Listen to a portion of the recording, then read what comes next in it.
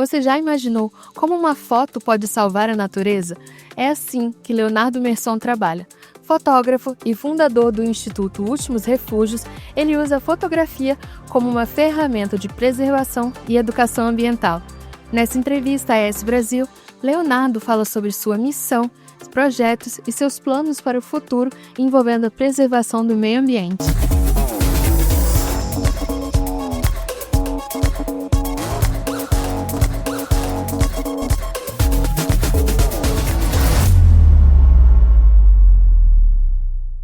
Leonardo, queria começar agradecendo por ter aceitado o nosso convite. É um prazer te receber aqui. Obrigado pelo convite. É sempre bom ter espaço para falar sobre a biodiversidade capixaba, essa coisa linda que nós temos aqui. Queria começar perguntando como que a fotografia entrou na sua vida. Eu sempre gostei muito de fotografar. Meus pais, quando eles tinham aquelas camerazinhas de filme, eu sempre gostava de fotografar. Eu já tentava fotografar os bichinhos. E desde criança. E quando eu entrei na universidade, na UFES, eu tive acesso a alguns equipamentos, começou a surgir novas tecnologias, né? As tecnologias começaram a ficar um pouquinho mais acessíveis.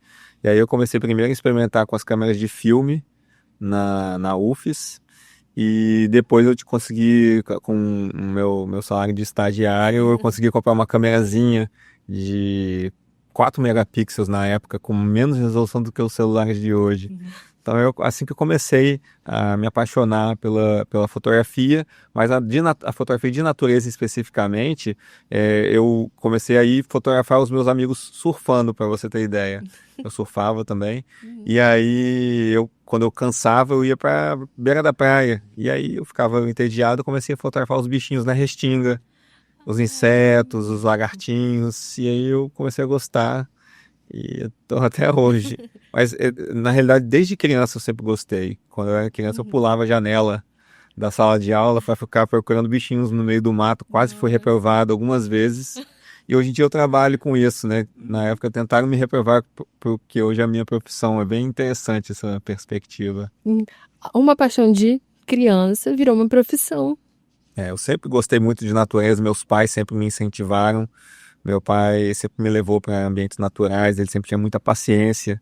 Então, eu sempre fui muito curioso sobre a natureza. E, a partir disso, a fotografia ambiental chegou em você e hoje você tem ela como a sua linha de trabalho. Como foi quando você decidiu essa paixão ia ser a sua marca, que quando pensassem no seu nome, já iam pensar em meio ambiente?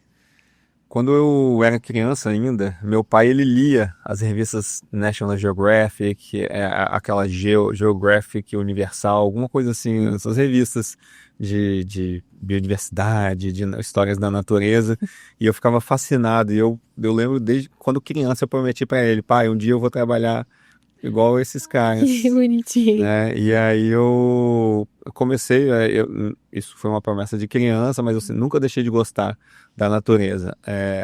E quando eu estava na faculdade, eu tinha que escolher, inicialmente eu fiz um tecnólogo em processamento de dados na escola técnica e estava começando a trabalhar com sites. Então já me envolvendo um pouco nessa área de design, e aí quando eu entrei na UFES, eu tive acesso à fotografia, equipamentos, né, a professores da fotografia, só que eu tinha que escolher o que eu queria fazer de projeto final, de projeto de graduação, e eu tinha que escolher ou web design ou a fotografia.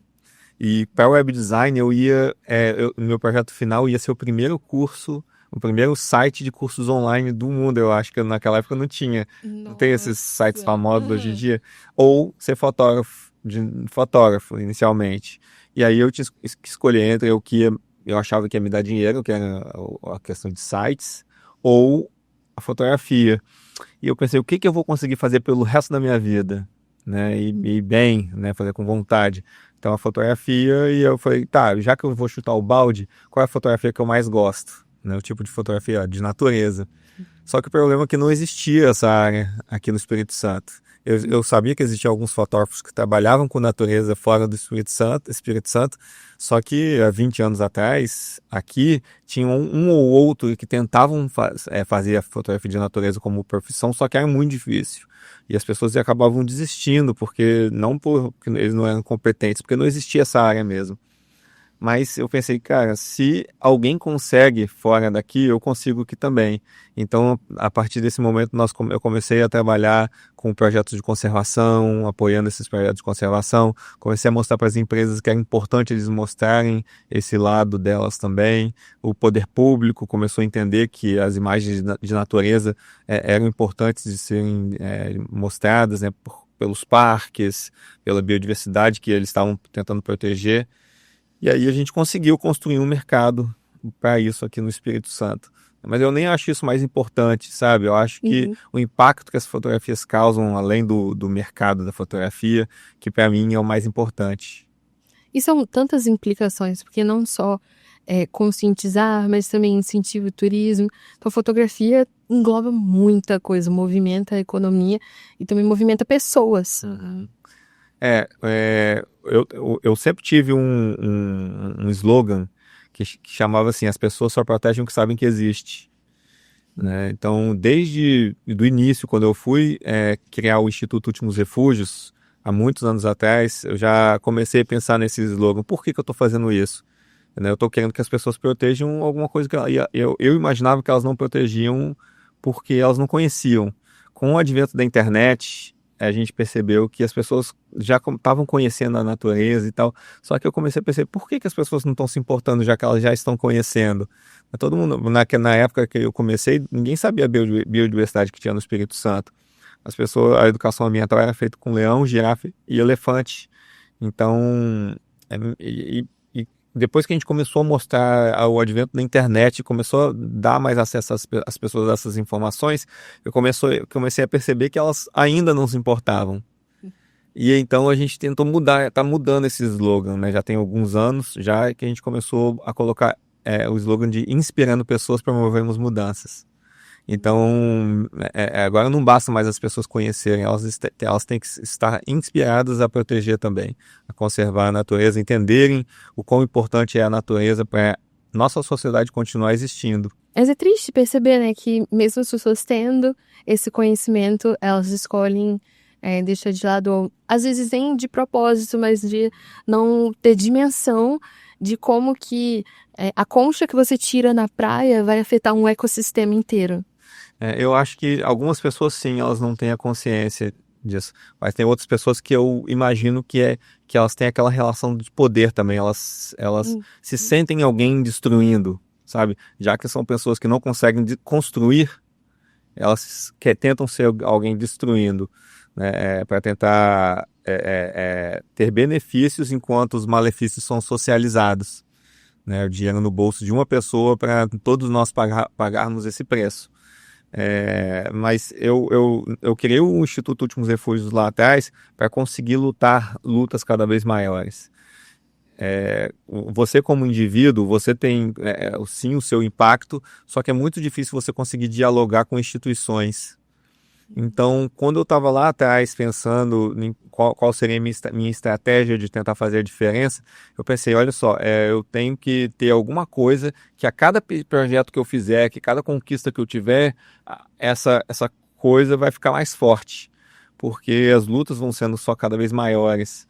Então, criando um instituto, cada projeto que eu faço, eu consigo deixar o instituto mais forte e lutar lutas maiores também. Porque tem esse ditado, né? Que para você destruir, 1 minuto, 10 minutos, você destrói uma floresta inteira. Com aquela correntona que está até famosa hoje em dia. Né? Em 10 minutos você derruba uma floresta inteira. Só que para você reflorestar, demora 80 anos. Né? Então, afeta mais de uma geração, né? Exato. Várias gerações. E é um esforço enorme, muito, muito recurso.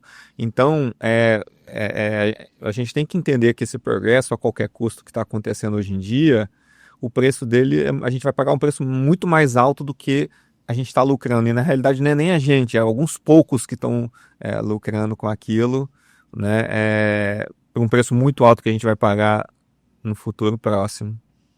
E de como que é, a gente vê empresas que falam sobre, a gente tem projetos, as empresas estão cada vez mais preocupadas em aderir a essas campanhas, em falar mais sobre cuidar do meio ambiente, sobre reflorestamento. Às vezes ainda é pequeno, muito triste, que é muito fácil de destruir e tão difícil de reconstruir. Então, não vale só uma, duas, três empresas, é um trabalho diverso que envolve muitas pessoas. As empresas hoje em dia elas estão sim ficando um pouco mais conscientes, só que o que acontece? Para você conseguir fazer a conservação, você não consegue fazer só a sociedade civil ou só o poder público ou as empresas, as empresas privadas. Você tem que ter os três pilares trabalhando. Então, quando a gente começou, era bem pior. As empresas nem te ouviam. Mas com o passar do tempo, você ia lá sensibilizando uma pessoa dentro da empresa, outra pessoa lá dentro da empresa. Então essa cultura começou a ser criada lá dentro. Não está da forma que deveria, está longe de ser como deveria. A prioridade deveria ser a sociedade, deveria ser a natureza, porque a sociedade precisa da natureza, só que não é. Né? Então é um trabalho muito árduo, mas sim, tem pessoas já preocupadas dentro das empresas, porque é importante. Empresas são formadas por pessoas, são as pessoas que fazem as coisas, então as pessoas devem ser sensibilizadas. E você também sente que quando você começou ainda era algo muito rudimentar ali, muito no início. Você sente que ao longo desses anos a fotografia de natureza cresceu e expandiu e conseguiu atingir os objetivos que antes era apenas um sonho? Sim, quando eu comecei, você não conseguia ser fotógrafo de natureza. Você tinha que fazer outras profissões também. Eu sou designer de formação também, eu tive que fazer muito design até conseguir focar mais na fotografia de natureza, vários outros tipos de fotografia. Já fiz fotografia de criança, né, em escolinha, apresentação de escolinha, já fiz fotografia de casamento, fiz fotografia publicitária, né, já fiz fotografia de tudo quanto é tipo. E hoje em dia eu consigo focar mais na minha fotografia de natureza, porque a sociedade começou a perceber a importância não só da fotografia, mas da mensagem que ela passa. As pessoas conseguem entender o propósito daquilo. Então, sempre quando você tem um propósito e você não desiste, as pessoas começam a prestar atenção, perceber isso, que você é de verdade, sabe? E o seu trabalho já foi publicado em grandes veículos como a BBC, National Geographic. Como foi para você estar dentro de nomes tão importantes? Assim, pessoalmente, ter cumprido aquela promessa do meu pai que eu falei lá no início, que eu ia trabalhar como eles, por exemplo, na National Geographic, quando ele estava lendo para mim, ter a minha foto publicada na National Geographic pela primeira vez foi, assim, um sonho realizado. Infelizmente, meu pai não estava mais aqui para ver, né? Pena. Mas espero que ele esteja em algum lugar que ele tenha conseguido ver, né? E aí, para mim, foi particularmente muito significante. Mas em relação a essas grandes mídias, todo mundo pensar quando eu publicar meu livro vai tudo mudar, quando eu conseguir publicar na National Geographic vai ser diferente, quando eu conseguir publicar na BBC vai ser diferente, e não é bem assim, né? Você vai alcançando esses degraus, óbvio que você vai crescendo, só que as suas batalhas continuam, as batalhas do dia a dia, né? Essas grandes mídias, elas servem para divulgar melhor a causa, eu acho, né? Sempre quando eu vou tentar uma grande mídia, um jornalista parceiro e publicar no National Geographic, no BBC, no Fantástico, né? Enfim, isso faz a causa crescer, né? E eu não vejo mais que como eu estivesse publicando lá, eu já percebo mais a minha causa do que uma foto minha estando lá. Não sei, é uma sensação que eu tenho. Né, da causa ter sido publicada na BBC, não uma foto minha tendo sido publicada, ou um vídeo, né, meu tendo sido publicado na BBC ou na National Geographic. Ampliar vozes. O dar voz àqueles animais que estão sofrendo, aquelas pessoas que estão lutando pela conservação. É isso que tem sido o meu propósito hoje em dia. E você também tem trabalhado com crianças. Como foi isso? Você sente que a educação ambiental é algo que tem que começar desde cedo? Quando eu era criança, a educação ambiental era feita com leão, girafa e elefante. Isso para mim, depois que eu descobri que aqui no Brasil tinha o lobo, o guará, aqui no Brasil tinha o tamanduá-bandeira, a onça pintada, eu fiquei fascinado, eu fiquei admirado. Por que que eu não conhecia aquilo? Né? Por que que eu não sabia que esses animais são brasileiros? Né? E aí eu comecei a entender porque não tinha chegado até a mim mesmo. Quando começou a chegar com as fotos do Luiz Cláudio Marego, que é um grande fotógrafo que publicava essas fotografias não sei se você lembra, eu acho que talvez você não era nascido ainda, aquele chocolate surpresa, que era um chocolate que vinha umas fotos, umas figurinhas dentro, e aí uma figurinha com a fauna brasileira. Foi a primeira vez que eu tive acesso a informações sobre a fauna brasileira, né? Então aquilo me fascinou de ter um lobo aqui no Brasil, né? E eu lembro dessa sensação, e é isso que eu tento passar essas informações para as crianças, para que elas fiquem fascinadas também.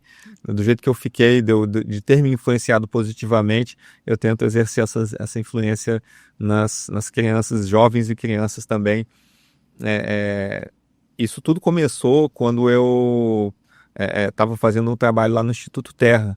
Eu fiquei 1 ano fotografando lá a pedido do Sebastião Salgado, que nos deixou recentemente, né? Muito triste, eu considerava um amigo pessoal. Eu fazendo esse trabalho lá que ele tinha me chamado para fazer, eu fiquei tão orgulhoso que eu tinha feito um bom trabalho para o Sebastião Salgado. Eu era fã, desde a época da faculdade eu já estudava o trabalho dele, só que eu não tinha tido acesso ainda ao que ele fazia fora das câmeras, que para mim, eu acho, né, eu acho os dois muito importantes, só que eu acho que ele fez fora da fotografia tão fascinante, com o Instituto Terra, com a reconstrução de uma floresta, restauração de uma floresta, em 20 anos, ter voltado onça, ter voltado lobo, jaguatirica, né? Então eu fiquei tão impressionado, tão feliz com o que eu tinha realizado lá no Instituto Terra Fotografada Jaguatirica, que o Sebastião Salgado tinha me pedido. Ele falou: Léo, quando eu era criança, quando eu estava nas trilhas, eu vi uma jaguatirica lá. Depois foi tudo desmatado. E aí eu consegui reflorestar, e hoje em dia estão me falando que tem avistamentos desse animal de novo. Eu queria que você fotografasse. Óbvio que ele queria que eu fotografasse toda a biodiversidade de lá. Só que esse foi um pedido especial. Eu fiquei 3 meses para conseguir fotografar, achar e fotografar essa jaguatirica. 3 meses, incansavelmente. Incansavelmente. Ficava 5 dias por mês lá. Aí eu botava as câmeras para monitorar, para aquelas câmerazinhas de pesquisa, né? E depois a gente achou a jaguatirica e botou uma câmera profissional lá no mato, fez um estúdio no meio do mato à noite e conseguiu fazer aquela foto. A foto ficou linda. Foi um desafio fazer. E eu fiquei tão feliz que aí, quando no final eu queria mostrar para as crianças da cidade, lá de Aimorés, o que eu tinha feito, o que a gente tinha achado ali no quintal delas. E aí eu mostrei tudo aquilo para elas e, como metodologia, no final, queria saber a perspectiva delas, pedi para eles desenharem, fazer um desenho, o que eles tinham achado de mais importante daquilo que eu tinha mostrado para eles. E aí, mais da metade da turma me desenhou fotografando a jaguatirica, que eu fazia foto, a gente fez aqueles making-offs, filmou, eu falando o que eu estava tentando fazer, depois mostrando, fotografando a jaguatirica, eu ficando feliz, assim. E aí, aquilo foi super importante para eles, que eles desenharam, que eu pedi o que era mais importante. Eles me desenharam fotografando a jaguatirica, e aí bateu aquela responsabilidade, sabe? Aquela responsabilidade num mundo tão carente de influências positivas, eu poder ser uma influência positiva, e bateu essa responsabilidade. Isso foi em 2010, 2011, né? E hoje, quase 15 anos depois, né, eu trabalho incansavelmente com a educação ambiental. Temos projetos em vários ambientes, sobre vários ecossistemas, sobre educação ambiental. Nós temos o Clube de Observadores da Natureza nas escolas. Eu ensino, a gente cria clubinhos de observação da natureza dentro das escolas. A gente fomenta a ciência cidadã. Inclusive, a gente está lançando hoje uma BioBlitz da Mata Atlântica, junto com o Instituto Nacional da Mata Atlântica, a realização do Instituto Nacional da Mata Atlântica, e para fomentar as pessoas a fotografarem a Mata Atlântica. As crianças, a gente fomenta os professores a fotografarem a Mata Atlântica junto com as crianças. Então, é uma missão. A BioBlitz seria incentivar as pessoas a tirarem foto da Mata Atlântica. Tem um site chamado iNaturalist, que é a maior plataforma de ciência cidadã no mundo. E aí a gente incentiva as pessoas, a gente cria um projetinho lá e as pessoas vão postando e aí no final de um mês, até o final de junho, a gente vê quanto de fauna, de flora, de fungos a gente conseguiu fotografar juntos, né, nesse período. Ah, que legal, já fica a dica pra quem Fica tá a dica. assistindo. É uma ótima atividade para fazer com os filhos, com a criançada. Eu costumo falar que é como se fosse jogar Pokémon, só que na vida real. Então cativa mesmo as crianças. E o Espírito Santo é um estado que tem tanta diversidade, em tantas coisas bonitas e fáceis de achar, fácil de ver. Não é algo tão incomum. Mas acaba que na vida corrida a gente não para prestar atenção. Eu considero o Espírito Santo um dos lugares com maior biodiversidade no mundo, se não o lugar. Porque aqui tem características muito, muito especiais. Aqui, por causa da corrente marítima do norte e do sul, no nosso litoral, aqui se mantém a temperatura estável por milhões de anos, não é só milhares, não. Milhões de anos. Então, quando o Cerrado e a Caatinga se expandem e contraem, aqui mantém um pouco mais estável. Então, inclusive, você consegue achar espécies amazônicas aqui por causa disso, porque aqui manteve estável, porque quando conecta com a Amazônia, as espécies vêm. Aí, e quando perde a conexão, elas se mantêm aqui, elas não acabam. E aí, o que acontece? Nós temos essa característica e também nós temos o oceano aqui no Espírito Santo. E o oceano aqui é riquíssimo aqui na nossa frente. A gente tem a cadeia Vitória Trindade, né? A gente está aqui meio que no finalzinho do Banco dos Abrolhos. Então a gente recebe animais que vêm do norte e do sul. Né? Não é à toa que as baleias escolhem para reproduzir por aqui, mas não é à toa que as tartarugas escolhem para reproduzir. A Baía das Tartarugas. A Baía das Tartarugas está aí como uma prova no meio de uma capital. Você encontrar uma biodiversidade riquíssima. Então, é uma característica muito especial daquela questão do mar até a montanha em 40 minutos. Não sei se você já ouviu, ou em 1 hora. Isso faz com que a biodiversidade seja muito rica também por causa disso. Porque os animais, eles escolhem habitar de acordo com a vegetação. E a vegetação ela vai mudando de acordo com a altitude também. Então, cada altitude você encontra espécies diferentes. Né? Então, enfim, aqui é um lugar muito especial em relação à biodiversidade. Sim, mas tem uma sequência de cuidados também que a gente tem que tomar quando for fotografar esses animais para não afetar o ecossistema ou também para não acabar assustando ou impactando na vida deles, certo? Sim, tem a ética relacionada a qualquer profissão. Inclusive a fotografia de natureza também, ou profissão, ou hobby, né? Então você tem que causar o mínimo de interferência possível. Óbvio que o ser humano, em qualquer lugar, ele vai gerar impacto, nunca vai ser alguma coisa sem impacto. Então você tem que tentar causar o menos de estresse possível para os animais e protegê-los também, né? Não é só você tirar, você tem que realizar atitudes para protegê-los. Por exemplo, quando eu estava fotografando lá na Reserva Águia Branca, estava começando a reserva a ser montada e tal, eles estavam começando a entender o que era legal para os turistas, o que não era e tal. E aí tinha um lugarzinho lá na beira do lago que tinha um banco que as pessoas sentavam e levantavam para tirar foto, para posar para tirar foto na frente do lago. E eu sentei no banco, fiquei olhando assim para o chão e aí vi um bichinho saindo do chão, um insetinho. E aí vi outro insetinho saindo do chão. Era um ninhozinho de abelha, né, já tá aí da terra, exatamente onde as pessoas pousavam para tirar foto. E aí eu fui, tirei a foto delas, né, e aí pedi pro pessoal da reserva, me arruma uns pedacinhos de madeira, umas cordinhas, e aí eles me emprestaram, eu fiz um cercadinho ali para as abelhinhas, com barbante e tal. E aí, na vez seguinte que eu voltei lá na reserva, eles tinham feito tudo bonitinho, com aquelas cordinhas de sapê, com a estaquinha bonitinha, com a plaquinha que fica já tá aí da terra, e virou uma atração turística lá para a reserva. Ou seja, se eu tivesse só ido lá e, beleza, já fiz minha foto, vou voltar. Não, eu pensei, deixa eu tentar deixar a minha marca positiva aqui. Então, eu sempre tento, né, fazer isso também. E importante também não interferir.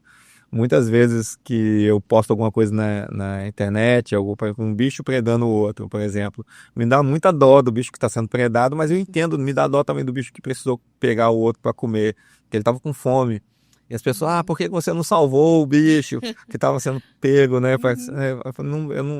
Eu não interfiro e tal, a não ser quando for um animal exótico, tentando pegar um nativo, aí eu interfiro. Sei lá, um cachorro, tentando pegar um gato, tentando pegar um passarinho, eu interfiro. Mas aí tem a outra parte também que eu e minha esposa, a gente tenta ajudar os gatinhos. Então, Uhum. a gente tenta ajudar todo mundo.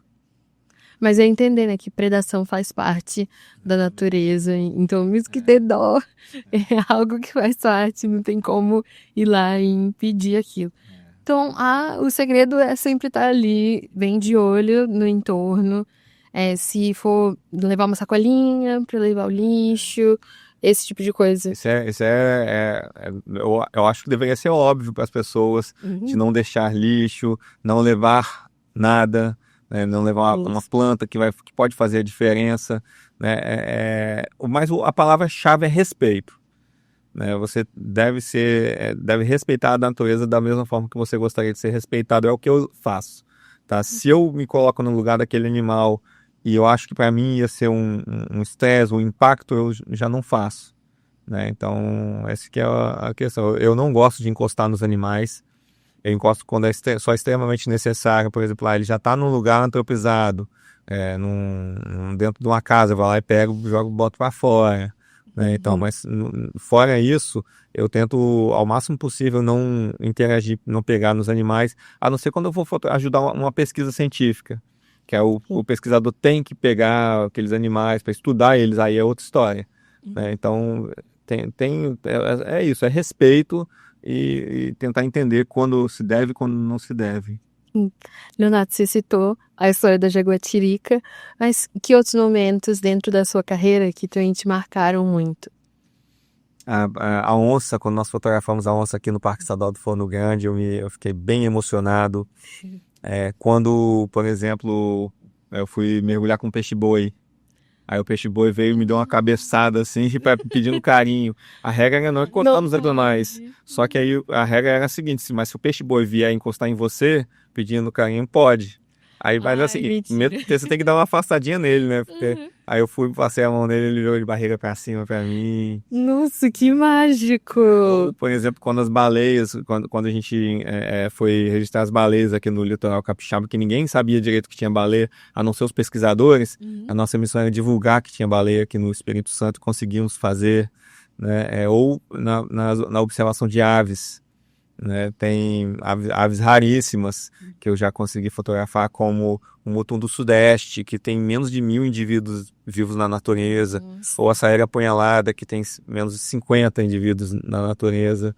Então, são situações assim que fazem valer a pena, né? Por exemplo, uma situação que me marcou muito também foi quando eu estava no meio do mato, numa trilha, e com a minha equipe, né? E aí eu vejo um bicho correndo assim no meio do mato, aí quando acontece isso eu sempre paro. Aí pedi para todo mundo dar uma baixadinha, aí quando eu fui ver era uma cutia no meio do mato, né? E aí eu fui vendo que, pô, por que essa cutia não fugiu? Ela tá ali, ela só deu uma corridinha pro lado assim, tá alguma coisa estranha. Aí eu pedi pro pessoal da minha equipe se afastar um pouquinho, fiquei lá para registrar. E a cutia me olhou e voltou para onde ela estava antes. Quando eu fui ver tinha um filhotinho dela ali. Ela estava tendo filhotinhos ali naquela hora. Então eu fiquei quietinho, ela ficou me olhando, viu que eu não era uma ameaça, porque eu abaixei, meio que sentei, ajoelhei no chão assim, e ela continuou a ter os filhotinhos ali. Eu vi pelo menos 4 mais filhotinhos nascendo na minha frente ali, e ela me vendo e permitindo eu estar ali, né? Então, essa permissão dela, ela não me ver como uma ameaça, eu como um ser humano, que todos os animais nos veem como uma ameaça, porque nós somos. Né? Ela me permitindo estar ali, não me vendo como uma ameaça, foi uma sensação especial, não ser uma ameaça. Foi um momento mágico. Foi. Nossa, imagina. Filmado isso. Imagina, mas nada como estar ali no momento. Eu gosto, sempre quando o animal me permite, ou a natureza me permite, eu me sinto especial. E agora, Leonardo, falando de futuro, você já falou um pouquinho de um projeto que está aí recente, mas quais são os projetos, quais são os seus planos já indo mais para frente? Eu espero continuar fazendo os meus livros, né? O próximo projeto que tá em vista é livros e documentários no Instituto Últimos Refúgios. Nós trabalhamos muito com projetos culturais, aí tem a educação ambiental, tem gente que trabalha com a pesquisa, a gente trabalha muito tentando influenciar políticas públicas também. E aí eu tô com minha visão muito voltada para um lugar especial aqui no Espírito Santo, que é Santa Teresa. Não. Santa Teresa não é à toa que foi escolhida para ser a sede do Instituto Nacional da Mata Atlântica, né? O Augusto Ruski, o patrono da ecologia, né? Ele morava lá, fazia as pesquisas dele lá também. E eu tenho focado muito a minha atenção lá. Dizem que lá, os pesquisadores dizem que lá é o lugar com maior diversidade de anfíbios e bromélias do mundo. Nossa, então você tá lá para comprovar isso. E aí a gente tá começando um trabalho lá de sensibilização, vamos começar a fazer um documentário lá agora. A gente está tentando o recurso para conseguir fazer um livro de fotografia do Corredor de Vida de Santa Teresa, o nome do projeto vai ser. Então é um projeto que a gente está começando a se organizar para fazer, mas nesse meio tempo a gente vai fazendo trabalho com as crianças, por exemplo, como o projeto do Clube de Observadores da Natureza. A gente continua aqui com o projeto de conservação da Baía das Tartarugas, nós temos o projeto Marsupiais, nós temos projetos com restinga lá no Instituto Últimos Refúgios, de sensibilização relacionada à restinga, nós temos projeto com coleta seletiva de resíduos, né? Então são muitas coisas, né? Não para, não sempre. Acabei de voltar da Conferência Nacional do Meio Ambiente em Brasília, entreguei o nosso livro da Baía das Tartarugas em mãos para a ministra do Meio Ambiente. Então, a gente vai tentando influenciar essas coisas. Participei lá das votações, da criação das propostas para serem enviadas para o presidente. Então, a gente tem trabalhado em várias frentes, na realidade. É só com ação que chega a mudança. E aí nós utilizamos as ferramentas. E aí, nesse contexto todo, entra a fotografia. Que é uma das minhas ferramentas para tentar causar um impacto positivo no mundo. Leonardo, mais uma vez, obrigada por ter aceitado o nosso convite. Queria deixar o espaço aberto para quem quiser conhecer melhor o Instituto, quem quiser conhecer melhor o seu trabalho. Fica à vontade. Eu queria convidar todo mundo para conhecer lá as páginas na internet do Instituto Últimos Refúgios. É só procurar Últimos Refúgios, lá vai achar todas as nossas mídias. E também para conhecer o meu trabalho, é só procurar Leonardo Merson lá na internet também, no Instagram, YouTube, Facebook, LinkedIn, e todas as mídias, nós estamos lá. Tá bom, muito obrigada novamente. Eu que agradeço pelo espaço novamente. Acho muito importante outras pessoas dando voz para quem luta pela conservação. Então, afinal, todos nós estamos no mesmo barco, né? Lutando para que a nossa sociedade continue vivendo saudável e bem, né? A gente precisa do planeta. Exatamente. Isso é muito importante, né? Não é... Todo mundo fala, a gente precisa salvar o planeta. Não, a gente precisa nos salvar. A gente precisa preservar o planeta para que a gente continue vivendo bem. Se a nossa sociedade, a nossa espécie for extinta, o planeta vai continuar, né? Então, eu convoco, né, todo mundo a se juntar a essa causa. Quem não importa o nível de conhecimento, é só você ter a boa vontade de fazer que você vai conseguir fazer uma diferença positiva. Para ver mais conteúdos como esse, basta acessar esbrasil.com.br. Até a próxima!